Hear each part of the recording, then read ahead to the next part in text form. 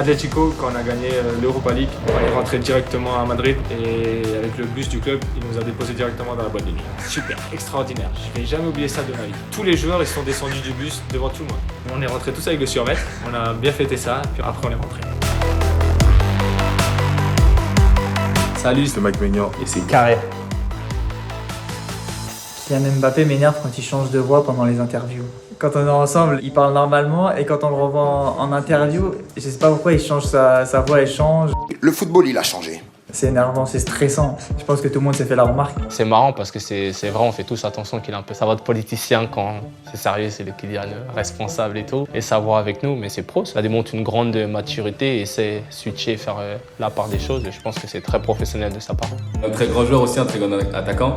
Donc c'est important de l'avoir dans l'effectif. Il partage les mêmes délires. Ça reste un jeune, il a ses délires, il rentre aussi dans mes délires. C'est pour ça que je trouve marrant.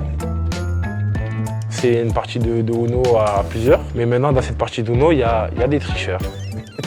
Beaucoup de triches. Et l'alliance la plus maléfique, elle venait du 9-3, alias Kylian Mbappé et Randal Kolo Muani. Et je peux vous dire que dans le 9-3, ça triche beaucoup. 93, on était ensemble sur ça. Ils sont jaloux. Oh, le plus gros mytho que moi j'ai sorti. Alors là, on reste dans le football. En fait, c'était un été à Marseille. J'avais 18 ans. Ouais, 18 ans, c'était après la Gambardella. Et il y avait des tests dans un club qui s'appelle l'US Andoum. Et j'avais envie de jouer au foot. Il y avait des potes à moi qui passaient des essais. Et j'avais envie de jouer au foot. Donc, je suis allé à l'US Andoum. Je me suis présenté. Je leur ai dit que je m'appelais Djibril. Djibril Gassama, je crois, j'avais dit. Djibril Gassama, j'ai dit que je jouais numéro 10. Et donc ils m'ont accepté, j'ai fait les tests, ça s'est très bien passé. Ils ont essayé de me prendre, de me garder. Ils m'avaient passé le papier de la licence et je leur avais dit oui, pas de souci, je vais signer, je reviendrai. J'ai continué à faire les entraînements avec eux jusqu'à après je suis parti de Marseille en vacances jusqu'au jour où je me suis fait attraper. Le coach de l'US Andoum m'a envoyé un message, il m'a dit tu m'as bien menti. C'était qui finalement? On m'a dit t'étais qui? Et après, je me suis excusé, je lui ai dit que moi, je voulais juste jouer au foot et voilà. Je n'étais pas encore trop connu, donc voilà, c'est passé vite fait. J'avais le blond, j'avais une teinture, donc je suis arrivé, Djibril Gassama et voilà. Mais là, je réalisais mon rêve, je jouais en numéro 10. En plus, c'était un niveau inférieur, donc je me permettais des choses, mais c'était... Et je pense que c'est mon vrai poste. Je pense qu'on devrait arrêter de me mettre défenseur, qu'on devrait me mettre en 10 parce que je sens que j'ai une flamme en moi. Et bon.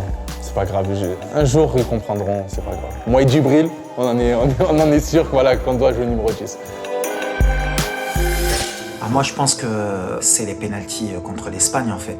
Parce que là après on maîtrise plus rien. On est là, on s'est battu pendant 120 minutes et on est je pense sur la meilleure équipe du mondial. Il y a le public qui pousse et à ce moment-là le temps il s'arrête. Quand il y a les prolongations, ça c'est la petite anecdote pour Carré. J'essaye un peu de leur donner du moral à mes joueurs. Je leur dis si on arrive au péno, on a gagné, donc essayez de tenir jusqu'au péno. Et quand on arrive donc à la fameuse séance des pénaltys, je les réunis et je leur dis qu'est-ce que je vous ai dit. Et donc il y en a qui oublient un peu. Je dis qu'est-ce que je vous ai dit. Et il y a des joueurs qui disent ouais, si on arrive au péno, on a gagné. Je dis voilà, vous avez le meilleur gardien du monde dans les buts, on a gagné. Juste tirer, respecter le gardien d'en face et on sera qualifié. Donc des petites anecdotes à l'arrivée quand on gagne, ça y est, on sait qu'on rentre dans l'histoire marocaine parce qu'en fait le 8e de finale c'était vraiment pour rentrer dans l'histoire parce qu'on avait égalé 86 et là en se qualifiant on était les seuls dans l'histoire du football marocain. Il paraît qu'il s'est passé des choses un petit peu entre Burak Yilmaz et Renato Sanchez à Lille. L'embrouille du siècle. On avait joué à Nice. On n'avait pas gagné. Puis sur une action, je crois, Burak, Renato, ils sont pas compris. Et je crois que le ballon n'a pas été donné et on n'a pas pu mettre le but du 2-1. Et on est rentré dans le vestiaire. À Lille, il y avait nous, les Français, Parisiens, voilà. Puis Portugais et un mélange de tout. Voilà, Turc, tout ça. Et là, je sais pas ce qui se passe. Ça rentre tout le temps. Et on voit une poubelle qui passe. Pof. La grosse poubelle en plus à Nice, tu vois, le vestiaire il est grand, la table elle est grande, il y a des grandes poubelles et tout. On regarde. Maintenant on voit c'est Renato et Burak. Maintenant Burak il commence à lever ses t-shirts, tu vois. Il commence à lever son t-shirt, tout, il craque tout et tout. Zeki et Youssouf, ils vont tenir Burak. Les Portugais, ils vont tenir Renato. Et puis, nous on est assis, on regarde ce qui se passe. Et puis tu vois, Je le popcorn. ouais, non, bah ouais, parce qu'on s'est dit, bon, il va jamais rien se passer, c'est toujours comme ça, tu vois. On rigole, et puis Djorko il se lève, Diobamba il se lève, ils vont se séparer, tout ça. Bourak il pousse Djorko là-bas, mais incroyable. Je pense sincèrement ce jour-là, s'ils avaient réussi à se mettre des coups, hein, il y aurait eu du sang. Parce que la force qu'ils avaient, j'ai jamais vu Bourak dans cet état, Renato encore plus. Là, c'était une embrouille de fou. Et l'histoire avec la sécurité, c'est quoi? Je crois qu'ils n'ont pas réussi à les contenir. De toute façon, tout le monde a volé. Tous ceux qui ont voulu s'interposer, à part les Turcs qui ont tenu Bourak et les Portugais qui ont tenu Renato, tous ceux qui ont voulu s'interposer, ils ont volé. Après, ça s'est arrangé par contre. Ils m'ont tous dit qu'après, c'était oublié. Ouais, après, c'était ça aussi la force du groupe. 2 jours après, on s'est vu au vestiaire, ça a discuté, le coach il a parlé. Et voilà, on a parlé entre nous. Et puis, tu vois, cette histoire aussi, je pense que ça a mis du caractère dans l'équipe. Et il y en a aussi, tu vois, ils ont un peu eu peur de ce qui s'est passé. Donc, c'était une bonne chose.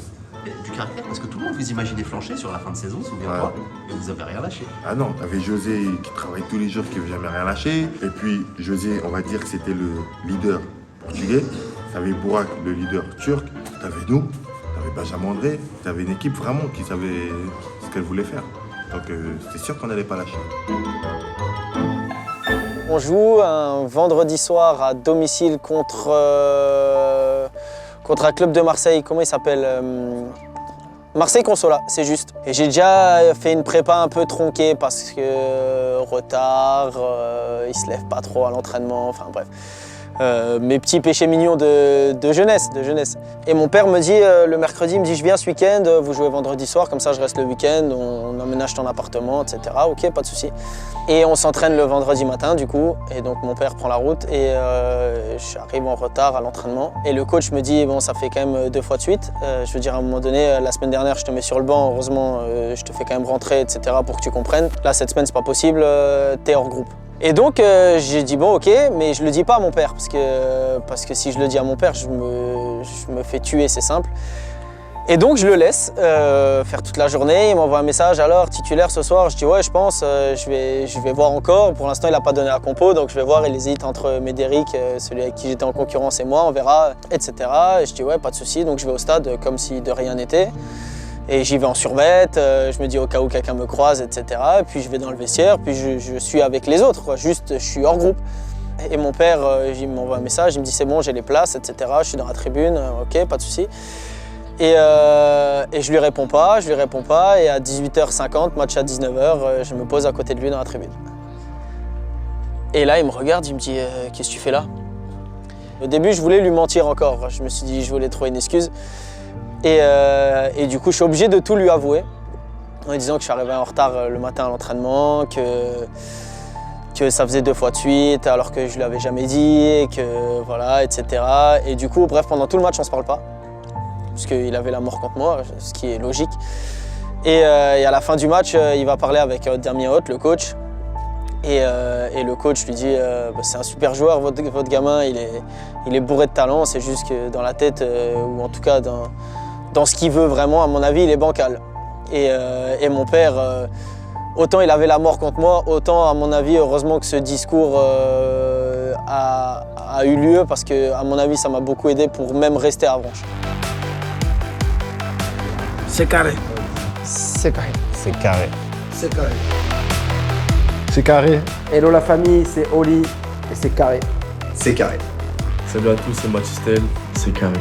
Salut, c'est Khalidou Koulibaly, c'est carré. J'avais pas vu venir celle-là, le carré qui bouge.